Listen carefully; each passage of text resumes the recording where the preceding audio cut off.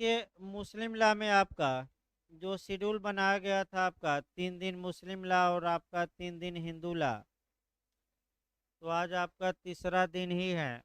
आपका सोमवार मंगल बुध और आपका मुस्लिम लॉ चलेगा। जो हम पढ़ा रहे हैं नोट्स में नहीं है, उसको अलग से लिख लीजिए। यानी कि जो आज आपका पढ़ाया जाएगा, जो मैंने कुछ लोगों को नोट्स मिला है, 1-2 दिन में हो सकता है कल और लोगों को मिल जाए।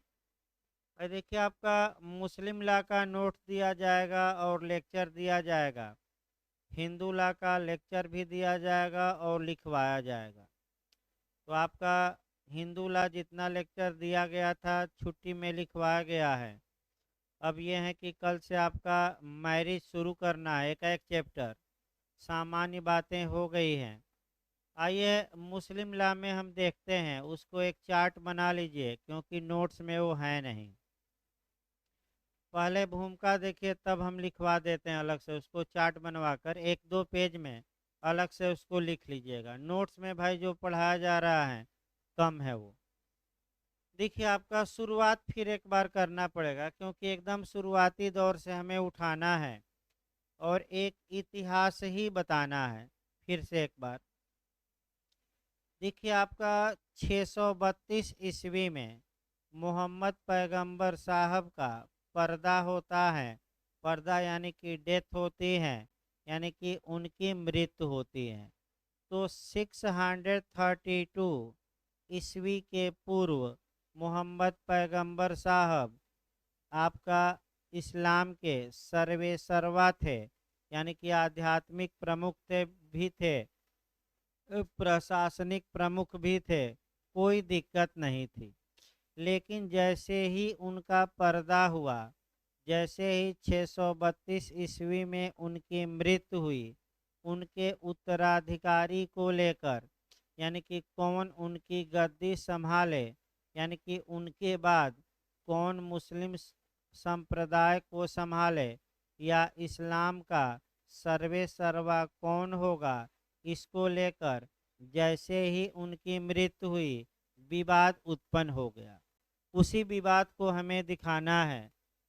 जो विवाद उत्पन्न हुआ, उस विवाद का पहलू देखिए क्या था।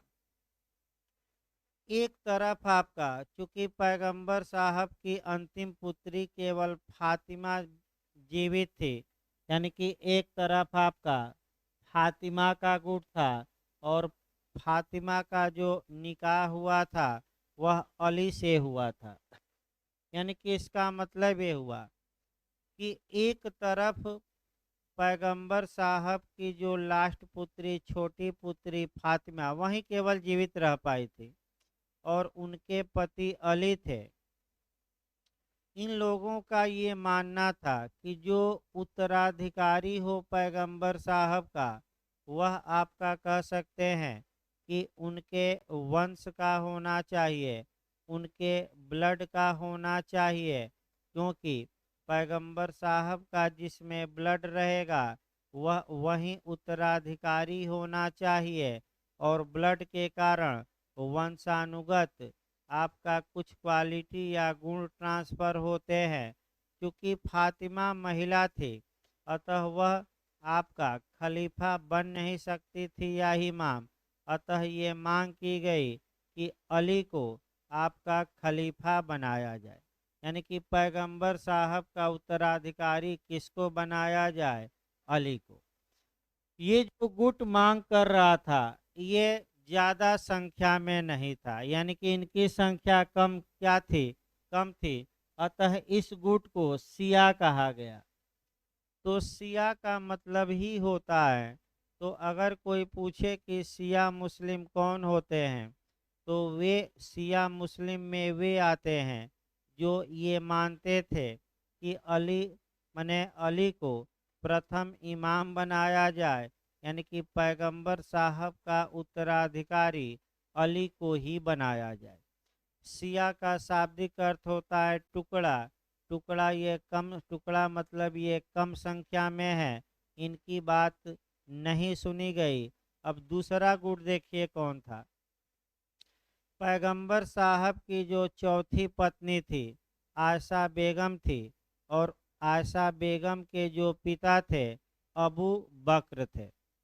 अबू बक्र यानी कि पैगंबर साहब जी के ससुर और जो अंतिम पत्नी आयशा बेगम थी, इन लोगों का ये मानना था कि पैगंबर साहब केवल एक आप कहा परिवार के मुखिया नहीं थे, वे पूरे इस्लाम समाज के मुखिया थे, पूरे मुस्लिम समाज के मुखिया थे।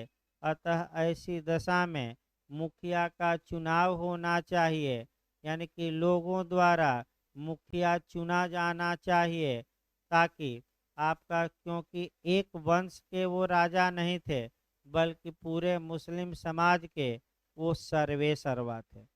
तो ये जो गुट था जो चुनाव को प्रश्रय दे रहा था, इलेक्शन को, इसे सुन्नी कहा गया। ये संख्या में ज़्यादा थे। तो दूसरा गुट कौन हो गया? सुन्नी। यानी कि चुनाव हुआ और पहले जो खलीफा चुने गए, फर्स्ट खलीफा अबू बक्र चुने गए, यानी कि 3 खलीफाओं का चुनाव हुआ। 3 के बाद चौथे खलीफा बने आपका अली।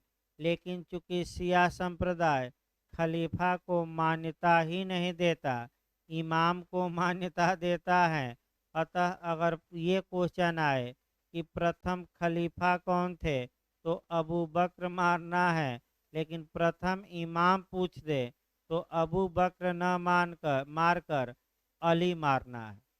यानी कि जो चौथे खलीफा बने अर्थात प्रथम इमाम कहिए शिया विद में, वह अली को बनाया गया। अली के 2 पुत्र थे, वो आगे बताए जाएंगे, हसन और हुसैन आपका। उसके बाद क्या हुआ तो आगे हम बताएंगे, अभी यही इसको ब्रेक किया जाए। यानी कि पैगंबर साहब की मृत्यु के पश्चात जो मुस्लिम समुदाय था वह दो संप्रदायों में, यानी कि 2 आपका कह सकते हैं कि भागों में बट गया। एक हुआ शिया और दूसरा क्या हुआ? सुन्नी।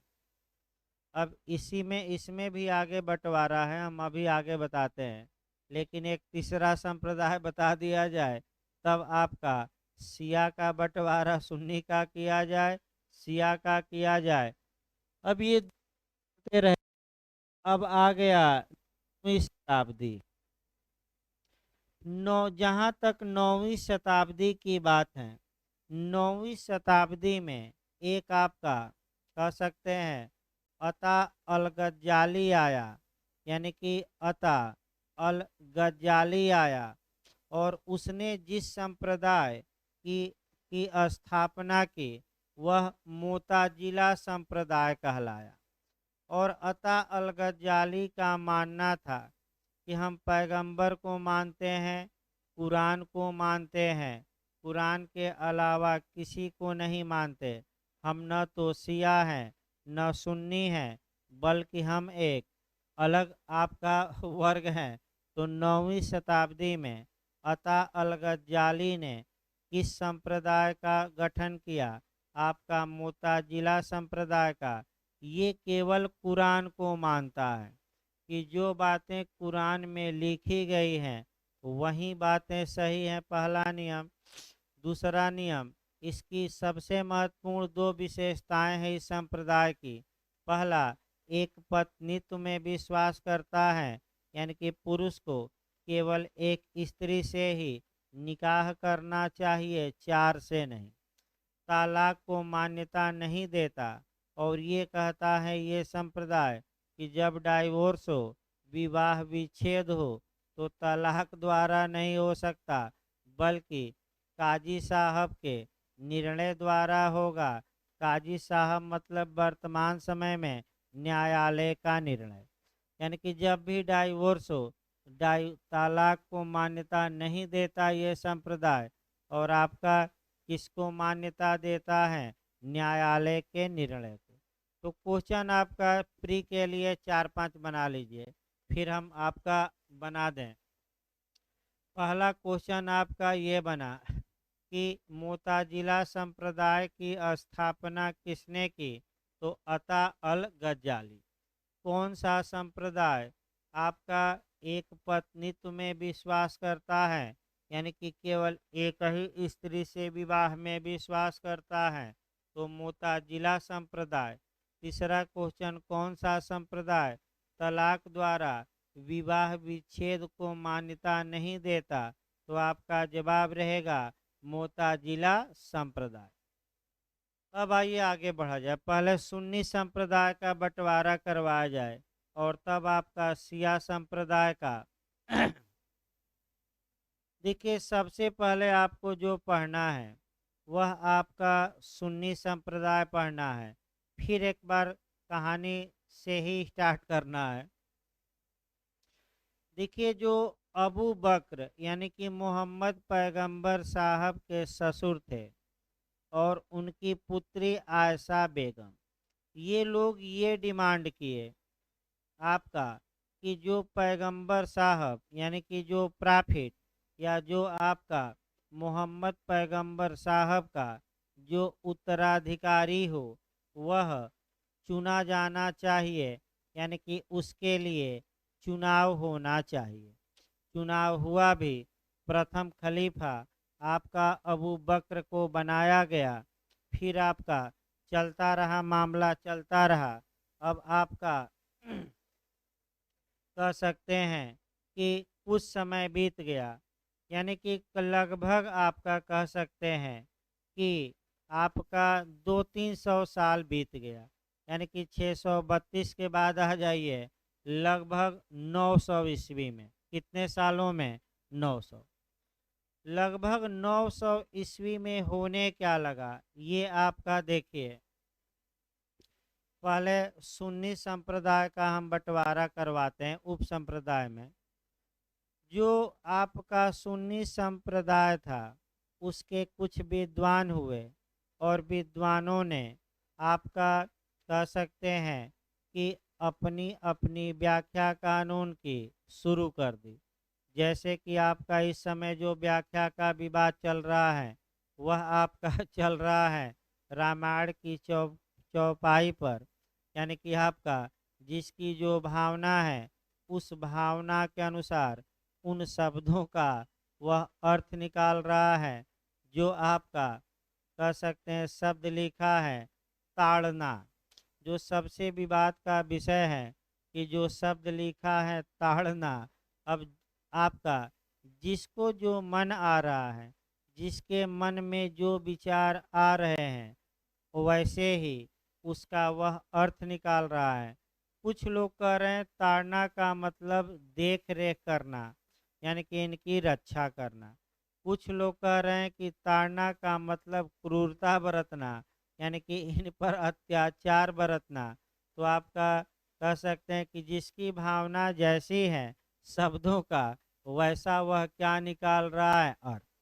एक उपाय इस विवाद को शांत करने का ये है कि सुप्रीम कोर्ट से राय मांग ली जाए इस शब्द का क्या अर्थ होगा, क्योंकि भारत के राष्ट्रपति के पास तो राय या सलाह मांगने का क्या है, हक है। तो सुप्रीम कोर्ट एक बार अगर बता दे इस शब्द का अर्थ तो ये विवाद हमेशा के लिए क्या हो जाए, वैसे भी शांत हो गया है। क्योंकि सपा को लगा कि स्वामी प्रसाद मौर्य के कारण कहीं वोट डिस्टर्ब न हो जाए। यही सब कार्य हैं जो भाजपा को विपक्षी खुद मौका दे रहे हैं भाजपा को आगे बढ़ने का। भाजपा खुद आगे नहीं बढ़ रहे हैं, विपक्षियों का जो कृत्य है उसी के कारण भाजपा को मौका मिल रहा है और मौके का लाभ उठाने में भाजपा कभी पीछे नहीं रही है। अब बिहार में भी मौका मिला है, धीरे धीरे नीतीश को क्या कर रहे हैं, ब्रेन वॉश। अब तेजस्वी जाएंगे जेल जल्दी, क्योंकि सीबीआई ईडी पूरी तरह क्या है, जैसे सिसोदिया गए उप मुख्यमंत्री, सत्येंद्र जैन गए, तमाम लोग गए, वैसे 2-4 दिन में देखिएगा खबर आएगी कि उप मुख्यमंत्री कहाँ गए, जेल। तो निश्चित जाएंगे, इसमें कोई शक नहीं है।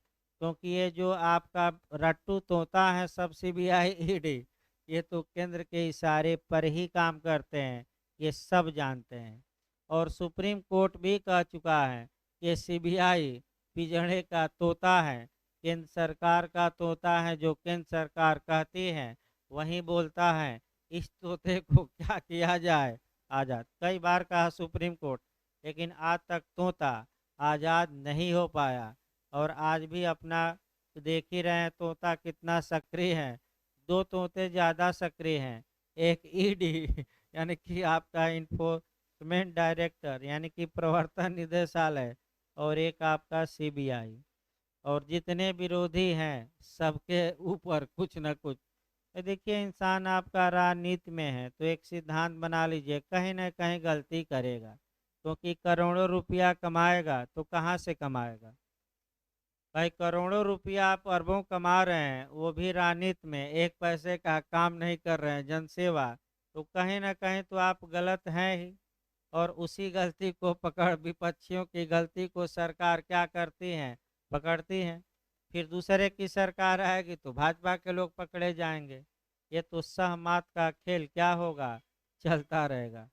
तो फिर आपका देखा जाए बैक होया जाए तो जो ये कह सकते हैं कि आपका जो ये सुन्नी संप्रदाय है, ये आपका कुरान को सभी मुस्लिम मानते हैं, प्रथम स्रोत है, सर्वोच्च स्रोत है, उसका कोई दिक्कत नहीं है।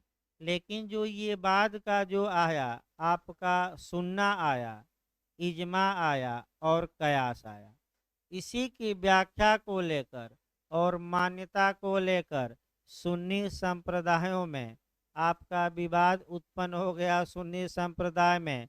और कुछ विद्वान उत्पन्न हुए, विद्वान ये उत्पन्न हुए कि कुछ विद्वान ये कहेंगे कि केवल सुन्ना माना जाए, इजमा कयास नहीं। कुछ कहेंगे कि कयास को ज़्यादा कुरान के बाद प्रश्रय दिया जाए, कुछ कहेंगे कि इजमा को दिया जाए।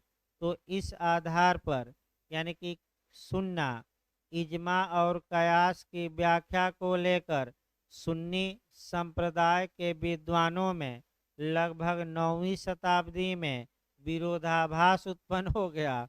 अतः ऐसी कंडीशन में चार उप संप्रदायों में सुन्नी संप्रदाय बट गया। और जो विद्वान थे उन्हीं के नाम पर उन संप्रदायों का नाम रखा गया। यानी कि जो चार हम उप संप्रदाय बताएंगे, इनकी स्थापना किसने की, तो इनके विद्वानों ने की। तो बस आपका चार उप संप्रदाय देखिए। कि अब हम सुन्नी का हम बंटवारा कर रहे हैं, सुन्नी संप्रदाय कितने उप संप्रदायों में बटा है यार। अब जो कंपटीशन के लिए आपको जानना है कि एक तो चारों संप्रदाय याद रखिएगा और चारों संप्रदायों के संस्थापक कुछ ना आए तो हम बता रहे हैं जो चार संप्रदाय हम बताएंगे उस संस्थापकों के नाम पर ही आपका संप्रदाय के नाम रखे गए हैं। तो उसी से मिला लीजिएगा, जैसे कि हम हनफी बता रहे हैं, हनफी शाखा यानी कि सुन्नी संप्रदाय की हनफी शाखा, तो इसके संस्थापक अबू हनीफा हो गए। तो हनीफा माने अबू हनीफा हो गए, यानी कि हनफी शाखा के प्रवर्तक या प्रतिपादक या जन्मकर्ता कहिए या क्रिएट किसने किया, अबू हनीफा ने। और उन्हीं के नाम पर इस शाखा का नाम क्या हो गया, हनफी। इसके बाद दूसरा मलकी शाखा, तो जैसे ही आए आपका हनफी के बाद मलकी शाखा, तो मलिक इब्न अनस, तो मलकी शाखा की स्थापना मलिक इब्न अनस ने की। हम इसको लिखवाएंगे, पहले लेक्चर देख लीजिए। तीसरा आपका कह सकते हैं कि जो शाखा है वह आपका तीसरी शाखा सफ़ी हो गई। तो सफ़ी शाखा के जो प्रवर्तक थे अस सफ़ी थे, यानी कि सफ़ी शाखा हुई, इसके प्रतिपादक कौन थे, अस सफ़ी। और चौथी शाखा हनबली हुई, और इस यानी कि चौथी जो शाखा उप शाखा है वह आपका हनबली है, और इसके संस्थापक हनबल थे। यानी कि इसका मतलब ये हुआ कि आपका चार शाखाएं हैं और इब्न हनबल नाम है। चौथी शाखा आपका हनबली है उप शाखा, और इसके संस्थापक कौन है, इब्न हनबल। यानी कि कुल मिलाकर सुन्नी संप्रदाय में 4 उप संप्रदाय हैं और इन उप संप्रदायों के जो विद्वान थे उन्हीं के नाम पर ही इन 4 उप संप्रदायों की स्थापना की गई। क्यों ये उप संप्रदाय उत्पन्न हुए? क्योंकि कुरान माने सुन्ना, इजमा और कयास के निर्वचन को लेकर, इंटरप्रिटेशन को लेकर विवाद उत्पन्न हो गया और किसको वरीयता दी जाए। तो कुछ इसमें सुन्ना को कहेंगे, कुछ कहेंगे कि कयास ज़्यादा माना जाए, कुछ कहेंगे कि इजमा माना जाए। वैसे एलएलएम स्तर पर इसके आगे भी पढ़ना है, लेकिन कंपटीशन स्तर पर मैं बता दूं इतना पर्याप्त है। इसके आगे कभी भी क्वेश्चन नहीं बना। भाई अनंत संभावनाओं को लेकर हम भी नहीं बता सकते, एक अनंत संभावनाएं नहीं बताई जा सकती। अब आइए आपका जो दूसरी शाखा है आपका शिया संप्रदाय। शिया संप्रदाय में ही थोड़ा बंटवारा ज़्यादा है, इसको समझिए। आपका कैसे कैसे बंटवारा हुआ वो थोड़ा इतिहास भी हम बाद में बताएंगे।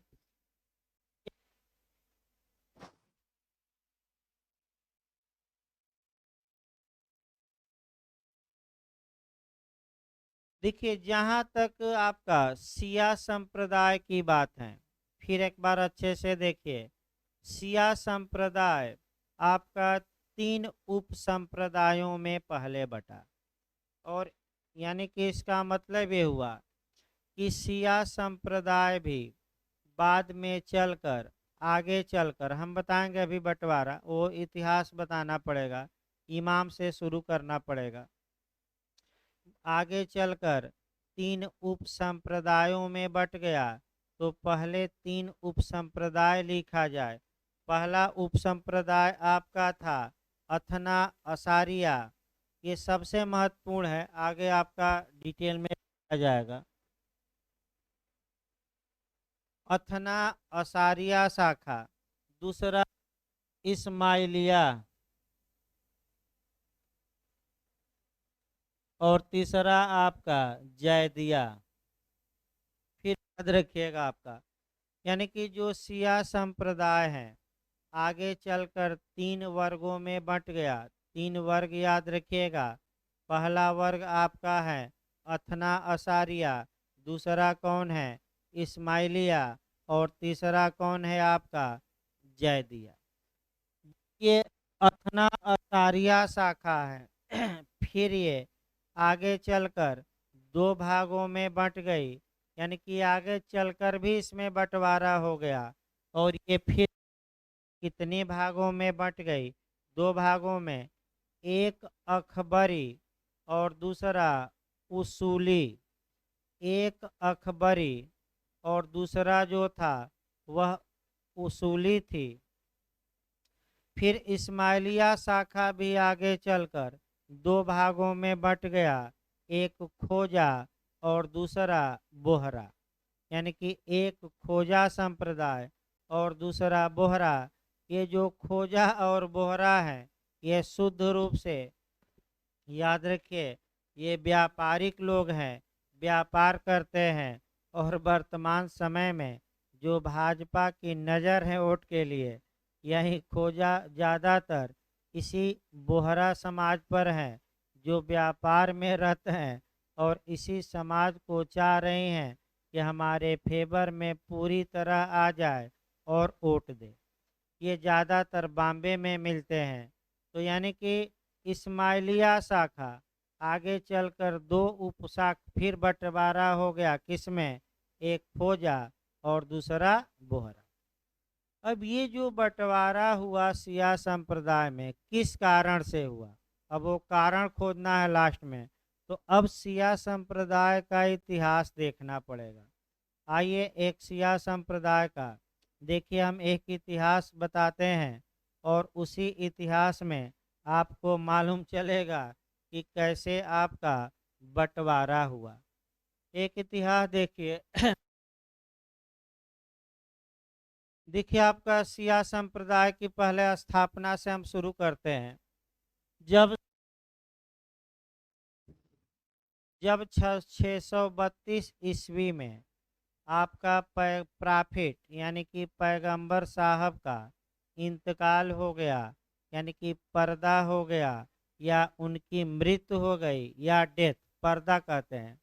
जब पर्दा हो गया तो उत्तराधिकार को लेकर विवाद उत्पन्न हुआ और जो पैगंबर साहब की अंतिम पुत्री फातिमा और फातिमा के जो पति थे अली, ये चाहते थे कि ब्लड का रिलेशन के आधार पर उत्तराधिकारी हो, वंश परंपरा पर हो, और ऐसी दशा में अली को सर्वे सर्वा बनाया जाए।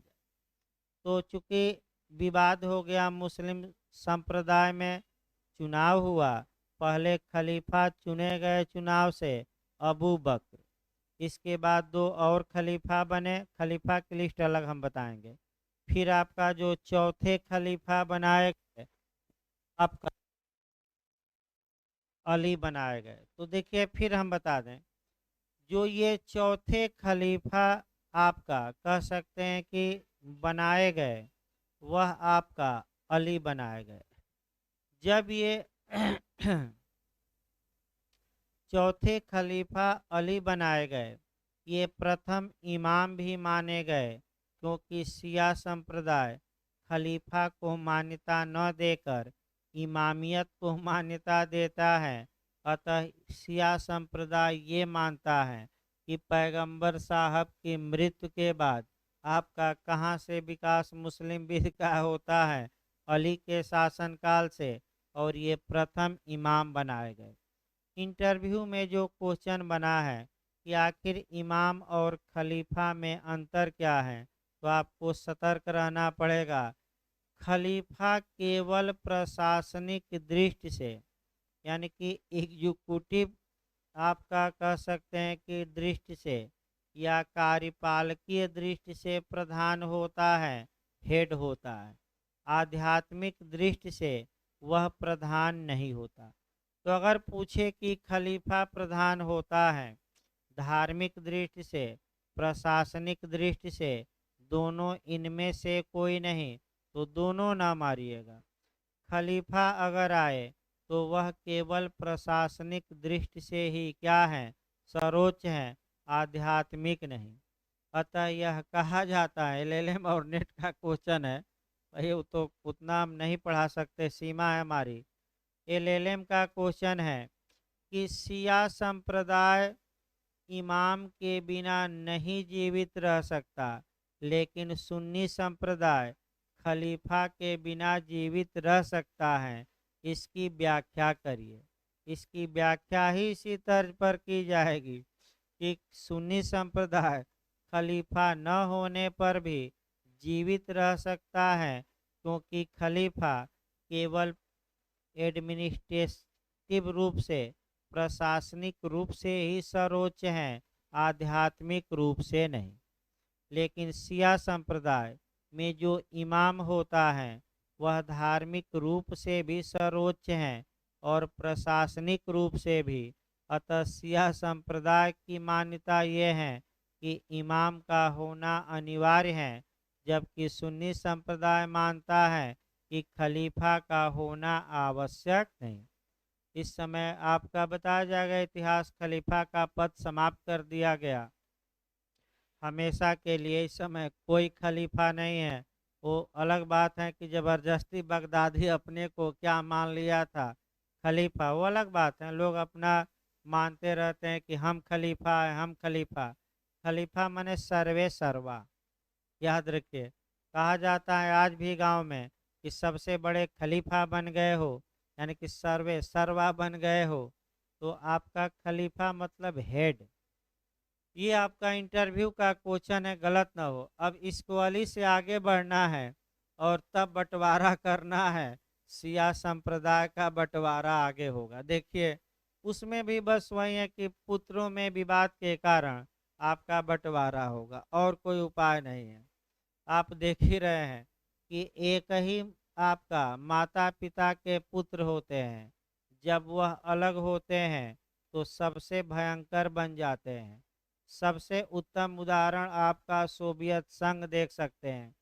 सोवियत संघ के ही बच्चे आपका थे 16-17, जो अलग अलग देश में क्या हो गए, कन्वर्ट, जब सोवियत संघ का विघटन हुआ।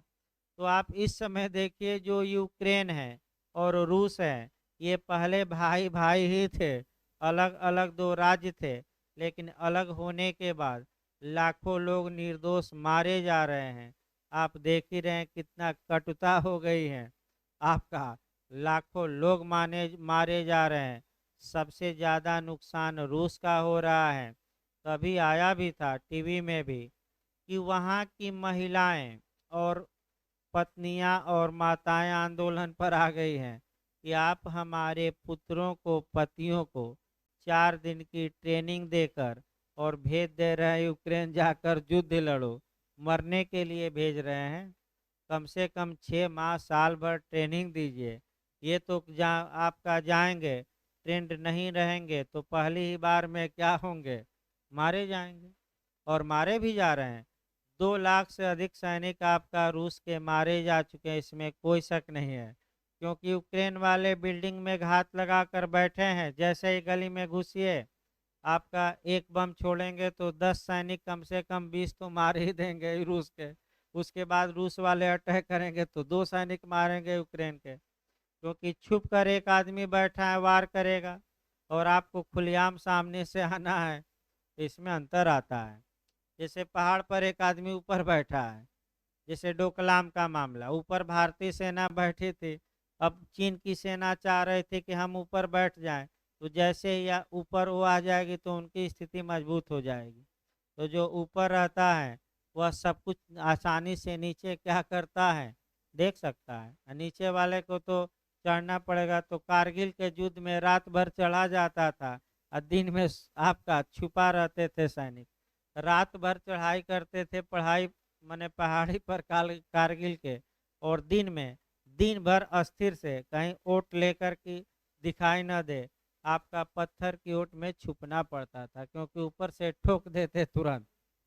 इसमें कोई शक नहीं है। तो फिर आगे बढ़ा जाए, अली के पुत्र पर आ जाइए।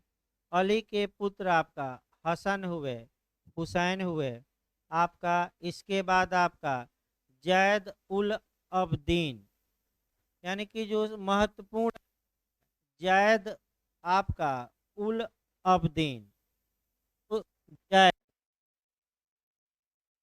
जैद कहा जाता है। हसन हुसैन जैद उल अबदीन, जो ये जैद उल अबदीन थे, इनके 2 पुत्र हुए, एक जैद हुए और एक मुहम्मद कबीर हुए। फिर एक बार आइए, 2 पुत्र हुए, हम लिखवा देंगे उसको सीरियल वाइज।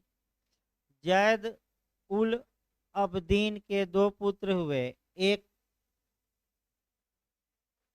जैद रखा गया और दूसरा आपका बक भाई नहीं, मोहम्मद आपका बकीर रखा गया। वो कबीर गलती से निकल गया भाई, शब्द वापस लिया जाता है, बकीर रखा गया। अब देखिए इसमें हुआ क्या, इसी समय शिया संप्रदाय में बंटवारा होता है। देखिए कैसे बंटवारा होता है आपका, इस समय आपका शिया संप्रदाय में बंटवारा होता है। वो भी बंटवारा उत्तराधिकार को ही लेकर होता है। अब इनमें दोनों में देखिए आपका, जो जैद थे वह कह रहे थे कि हम इमाम बनेंगे, और जो मोहम्मद बकीर थे वह कह रहे थे कि हम इमाम बनेंगे। तो जब आपका हम बड़े तो हम बड़े, यानी कि हम इमाम होंगे तो हम इमाम होंगे, जब इस बात को लेकर आपका विवाद उत्पन्न हो गया, तो ऐसी दशा में अब इमाम का क्रम भी बना लीजिए। पहले इमाम अली हुए, उसके बाद हसन हुए दूसरे, उसके बाद हुसैन हुए तीसरे, चौथे हुए जैन जैन उल अबदीन हुए, और पांचवें इमाम को लेकर विवाद उत्पन्न हो गया। क्योंकि जैन उल अबदीन के 2 पुत्र थे, एक जैद थे और एक बकीर थे। जैद कहते थे कि हम इमाम बनेंगे, और बकीर कहते थे कि हम इमाम। अब समस्या देखिए कहाँ आई। जैद के जो समर्थक थे वे कम थे, यानी कि जो जैद का समर्थन करने वाले थे वो संख्या में कम थे, और बकीर के समर्थक क्या थे, ज़्यादा। तो शिया संप्रदाय में पहला बंटवारा हो रहा है कि कुछ जो कम संख्या में थे वह जैद को अपना इमाम माने, और पहली बार आपका जो लोग जैद को इमाम माने कम संख्या में थे वह जैदी संप्रदाय उप संप्रदाय के कहलाए, यानी कि कौन से संप्रदाय के कहलाए, जैदी। तो नाम से उप संप्रदाय बन गया, यानी कि जो कम ही लोग सही, कुछ लोग ये माने कि जैद ही हमारा इमाम है, अतः जैद को मानने वाले लोग अलग हो गए, और किस उप संप्रदाय की इन्होंने स्थापना की, जैदी। अब चलते रहिए। पांचवा पांचवे पांचवे इमाम थे आपका बकीर। इसके देखिए आपका जो ये जो बकीर थे इनके पुत्र हुए, और इनके जो पुत्र हुए जफर सादिक। तो छठवें इमाम जफर सादिक को बनाया गया। याद रखिए किसको बनाया गया, जफर सादिक। जफर सादिक के दो पुत्र हुए, और वे दो पुत्र हुए आपका एक इस्माइल और दूसरा मूसा काजिम। फिर एक बार याद रखिए, एक जो पुत्र थे इस्माइल कहलाए और दूसरे पुत्र थे मूसा काजिम। फिर आपका जफर सादिक की मृत्यु के बाद इमाम किसे बनाया जाए, ये इन दोनों पुत्रों में विवाद हो गया, इस्माइल में और मूसा काजिम में। इस्माइल ये कह रहा था कि हम इमाम बनेंगे, मूसा काजिम कह रहे थे कि हम इमाम बनेंगे। कम लोग समर्थन कर रहे थे, मूसा काजिम को ज़्यादा लोग कर रहे थे, तो इस्माइल ने अपना अलग ही उप संप्रदाय बना दिया, और जो लोग इस्माइल को अपना इमाम माने उन्हें इस्माइलिया शिया उप संप्रदाय कहा गया। तो जो लोग इस्माइल को माने उनके नाम पर एक संप्रदाय उप संप्रदाय कौन बन गया, इस्माइलिया। इस्माइलिया बन गया। इसके बाद आपका यानी कि सातवें जो इमाम बने मूसा काजिम बने। चलता रहा मामला, चलता रहा, लिस्ट आगे बढ़ाकर डायरेक्ट बढ़ाया जाए, जो इमाम देखा जाए। जो ये 12वें इमाम बने उनका नाम मुहम्मद अल मुंतजर, मुहम्मद अल मुंतजर। याद रखिएगा 12वें इमाम कौन है, मुहम्मद अल मुंतजर हैं। अब इनके बारे में थोड़ा समझिए। आपका 12वें इमाम अचानक एक दिन अदृश्य हो गए, गायब हो गए। तो जो शिया संप्रदाय के लोग हैं उनका ये मानना है, क्योंकि शिया संप्रदाय इमाम के बिना जीवित ही नहीं रह सकता, अतः ये मान कर चलिए कि इमाम कभी मरेंगे नहीं, ये कम से कम मान कर चलिए, क्योंकि इमाम आध्यात्मिक रूप से भी श्रेष्ठ हैं और प्रशासनिक। तो जो ये 12वें इमाम थे ये अचानक एक दिन गायब हो गए, अदृश्य हो गए, तो ये माना जाता है कि ये मरे नहीं हैं, आज भी जिंदा हैं, और 12वें इमाम ही शिया संप्रदाय को चला रहे हैं। एक दिन हम लोगों के ये जो कष्ट हैं उसको दूर करने के लिए ये प्रकट होंगे, और जो शिया आपका कह सकते हैं कि संप्रदाय के लोगों के दुख हैं उसको दूर करेंगे। यानी कि शिया संप्रदाय आज भी 12वें इमाम का क्या कर रहा है, इंतजार कर रहा है। ये जिंदा हैं और एक न एक दिन हमारे कष्टों को दूर करने के लिए क्या होंगे, आएंगे। तो मरे नहीं भाई, सिया संप्रदाय के अनुसार आज भी ये क्या है, जिंदा। अगला नियम देखिए। अब आप कहेंगे बंटवारा हो गया, तो बंटवारा इस तर्ज पर हुआ। बंटवारा देखिए जो मैं बताया था, एक तो हमने इस्माइलिया बताया, तो जो आपका इस्माइल को मानते थे, माने आपका सिया संप्रदाय के लोग, वो इस्माइलिया कहलाए। फिर जैदिया, तो जो जैद को अपना माने इमाम, वो क्या कहलाए, जैदिया। एक हमने बंटवारा किया है अथना असारिया, यही थोड़ा समझना है। देखिए फिर एक बार अच्छे से, आपका बहुत थोड़ा कठिन जरूर है लेकिन प्रयास करिए समझने का। आपका पहले से लेकर 12 इमामों को जो शिया मुस्लिम मानता है, वह अथना असारिया शाखा का मुस्लिम माना जाता है।